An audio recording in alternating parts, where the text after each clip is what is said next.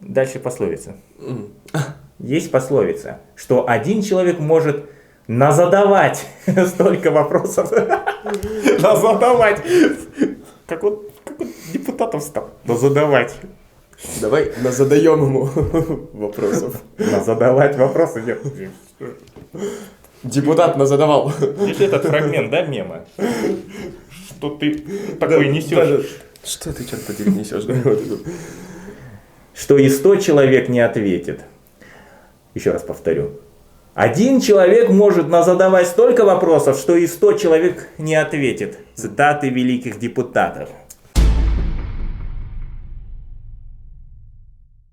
Друзья, всем привет, вы на канале LiveKZ, меня зовут Перевц Валерий, рядом со мной мой коллега Ренат Кибраев. Сохраним немножко тайну на вступлении и перейдем сразу к сути. Ренат, зачитай, собственно говоря, текст, на котором сегодня будет основываться наш выпуск. Депутат Мажилиса Казахстана, Мажилис — это нижняя палата парламента страны, написал у себя в Фейсбуке очередной пост. Я объясню, почему этот депутат так привлек наше внимание, потому как он уже прославился своими неоднозначными выступлениями, скажем так. Высказываниями. Ну, я зачитаю лишь фрагмент. Ответ на вопрос одного из моих друзей. Считаю, что он будет интересен всем. И все это написано верхним регистром шрифта, капслоком. Честно говоря, мы когда первый раз читали этот текст, это было и смешно, и грустно. Мы сидели и не могли понять, то есть, текст, его нужно писать так, чтобы сразу, когда ты читаешь, ты, читая, параллельно уже осознавал мысль, да? А здесь нужно дочитать предложение, потом его перечитать, потом посидеть, подумать и понять, к чему же все-таки написано это предложение.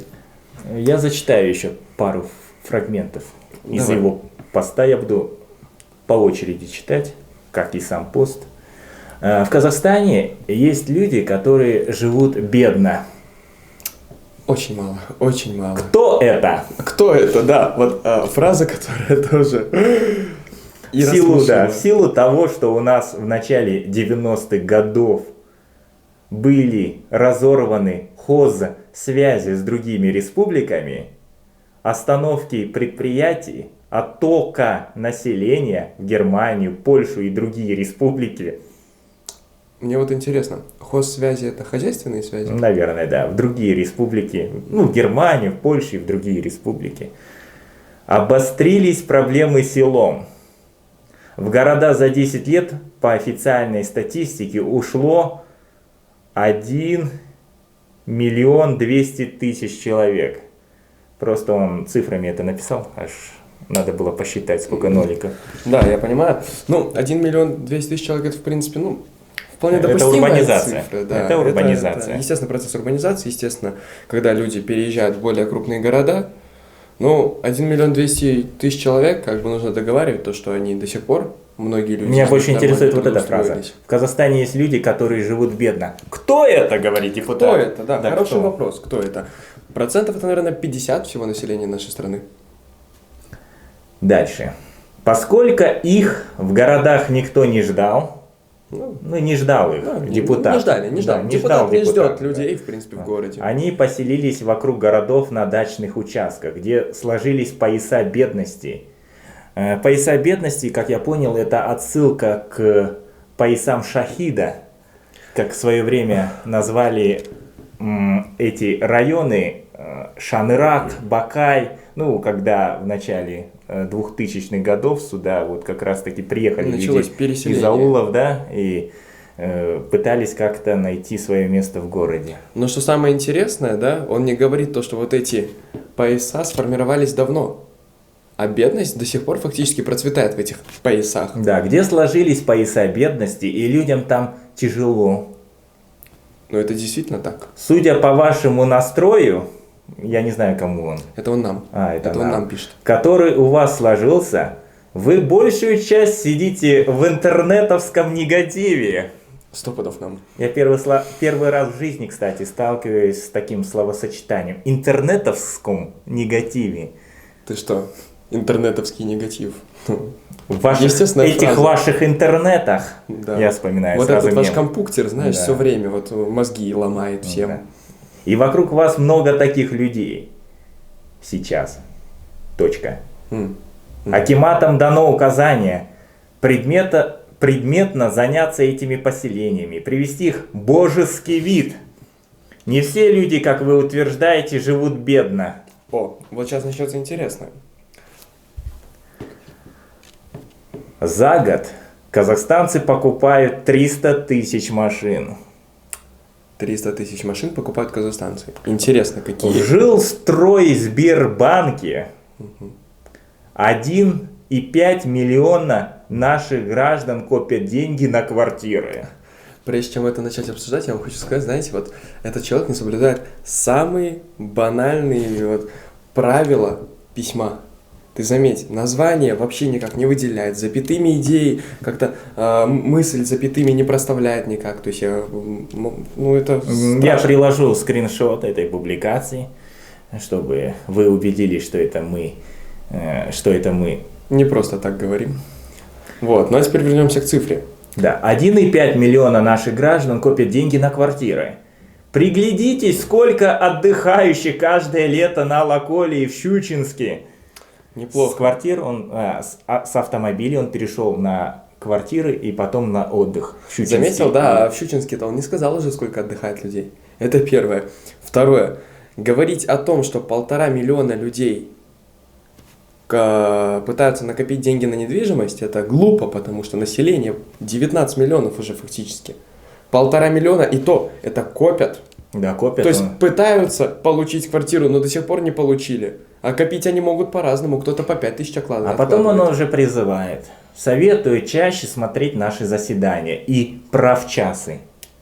Что такое правчасы? Правовые часы? Правовые часы. Правительственные часы. Или Может быть, правительственные. правительственные часы. Ну, не знаю. Правчасы. Ну, хорошо. Правчасы, ну хорошо, окей. Чтобы иметь полную объективную информацию. Ее никто не скрывает. Ну, мы помним, однажды такой человек на заседании, а он и заявил же, кстати, то, что мы должны благодарить, просто боготворить наше государство. Ну, То, что попозже в скажем ноги об этом. падать. Да, попозже сейчас скажем. Мы много делаем вместе с правительством, чтобы проблем у людей было меньше.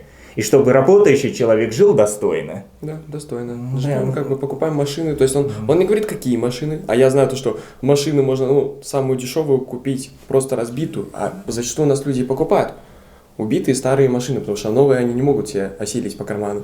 На квартиры то, что откладывают люди, да и хорошо, что хотя бы хоть кто-то может себе отложить. Но эти цифры, которые он говорит, на самом деле это глупость, это смешно. Но опять же, он пишет, министр труда в одном из своих выступлений назвал печальную цифру. У нас 150 тысяч мужиков, 150 тысяч мужиков, не хотят работать и живут за счет соцпособий, выделяемых на детей. Неплохо. Я просто представляю 150 тысяч мужиков. мужиков. А он не говорит, каких именно мужиков. Может быть, это тех мужиков, которых мы видели ранее, которые живут в области, и у них нет работы. Либо же это те мужики, которые на оставшиеся деньги покупают бензин, Нет, потому что нет работы. Пойми, само слово «мужик» это Мужик. немного вульгарно звучит из уст депутата, Это не грубо, мужчины. это оскорбительно, Он не мне сказал, кажется, да, он не звучит. сказал мужчина, он сказал мужик. То есть в свое время в царской России было два сословия, да? Дворянство и крестьянство. Крестьянинов называли как раз таки мужиками. Мужик, да, Мужики да. и бабы. Да. То есть Те, кто не поняли, это те, кто вечно пашут за копейки. холопы. Холопы. Еще их называли, да? И живут за счет социальных пособий, выделяемых на детей. Неплохо. То есть они живут за счет своих детей, по мнению депутата.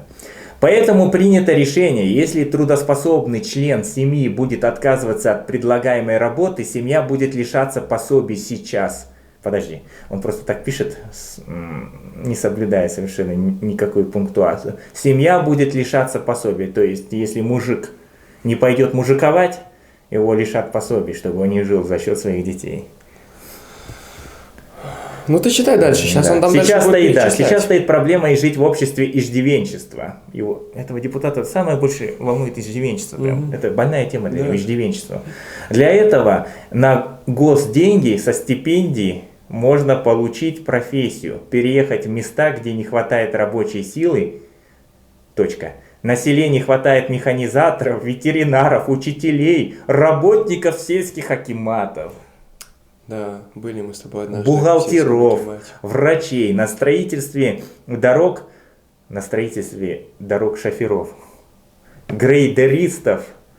Мы понимаем, что надо решить, чтобы условия на селе были не хуже городских и были постоянные, хорошо оплачиваемые рабочие места. Точка. Депутаты ставят вопрос о перераспределении части денег по программе строительства жилья Нурлы-Жер в село. Дальше пословица. Есть пословица, что один человек может назадавать столько вопросов. Назадавать. Как он депутатом стал? Назадавать. Давай задаем ему вопросов. Назадавать вопросы. Депутат назадавал. Видишь этот фрагмент, да, мема? Что ты такой несешь? Что ты, черт подери, несешь? Что и 100 человек не ответит. Еще раз повторю. Один человек может назадавать столько вопросов, что и 100 человек не ответит. Цитаты великих депутатов. Интересно, это пословица, почему именно пословица? Не назадавайте. Не задавайте ему, главное, вопросов много, а то он треснет. Да, а то не на ответить. Не на ответит на незадаваемые вопросы. Не надо ждать, когда кто-то приедет и решит твои вопросы. Ну да. Никто не придет и не решит твои вопросы. Ну потому что это, конечно, Да. никто Ты не... же мужик. Мужик. Мужик самба? Надо принимать решения и усиленно работать. Надо принимать решения и усиленно работать. Работаем. Принимай решение и усиленно работай. Вот я принял решение усиленно работать. Как А где мне настоящий работать-то? мужик. Как настоящий мужик? Ну как мужик, я принял усиленное решение. Ты что, не мужик, работать. что ли? Это ты что, не мужик, что ли? Действительно, вот давайте каждого, действительно, кто безработный. Что, не мужик? Не Да. мужик, да? Я представляю, да, депутат такой сидит этот. Ты мужик, не мужик? И ты не мужик, оказывается, да, не можешь не себя мужик. содержать. Да. Да. Его не волнует то, что нет Ты рабочих бабу мест. свою содержи там? Да. Ты что, не мужик, что ли? Че ты как? Да. Не холоп. Да. И это поможет в жизни. Ну, Точка. Как минимум, его пост помог в жизни людям тем, что они немного посмеялись. А если на статистику посмотреть реакции, да? Да, реакции очень интересные. 153 обычных лайка. 40 человек смеялись от души. 28 возмущенных. Да. 10 человек поклялись в любви к этому посту. 10 это удивление, да? Ух ты! Да, ух Или как ты. это звучит на Фейсбуке. Ну, это ух И ты. 4 человека расплакались. Да, они это сочувствуют, это стикер сочувствия. Ну и очень много комментариев. Ну, хочу вернуться к тому, что он ранее сказал. То, Как что- зовут этого депутата? Давай так, уважаемый Башко. Владимир Башко.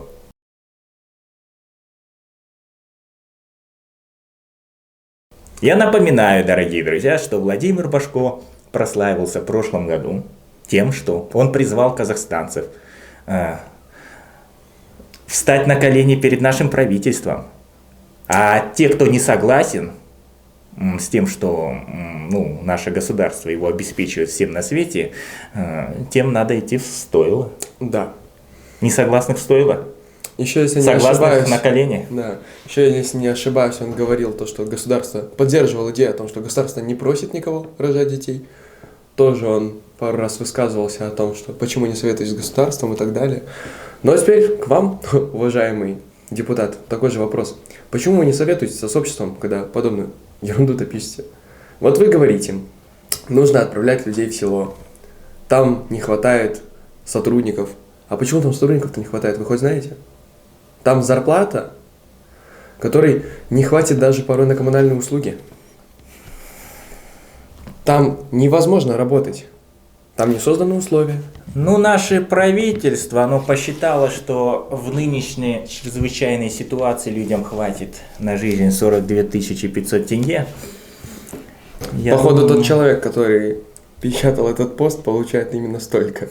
Если это не сам депутат писал, а кто-то за него, то его зарплата 42 500. не больше. Кстати, ты прав. Необходимо, чтобы нашим депутатам и Мажилиса, и Сената, я на самом деле не знаю, зачем нам двухпалатный парламент, с одной стороны. Ну, хорошо, ладно. Допустим. Но чтобы депутаты Мажилиса получали зарплату. Или пусть получают минималку.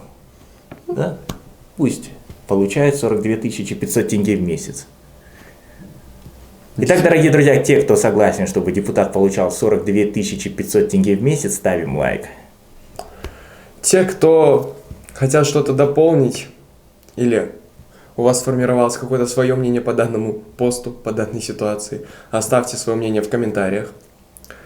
Кстати, в описании к этому видео, чтобы мы ничего не приврали, не сочинили, будет ссылка. Ссылка на пост. Да. Не знаю, долго ли просуществует этот пост, конечно. Да. Вполне возможно, что он будет удален. Но раз они народные избранники, мы, как граждане Республики Казахстан, имеем право их подвергать критике. Действительно. Это была конструктивная критика высказываний депутата Нижней палаты Мажилиса парламента Республики Казахстан Владимира Башко.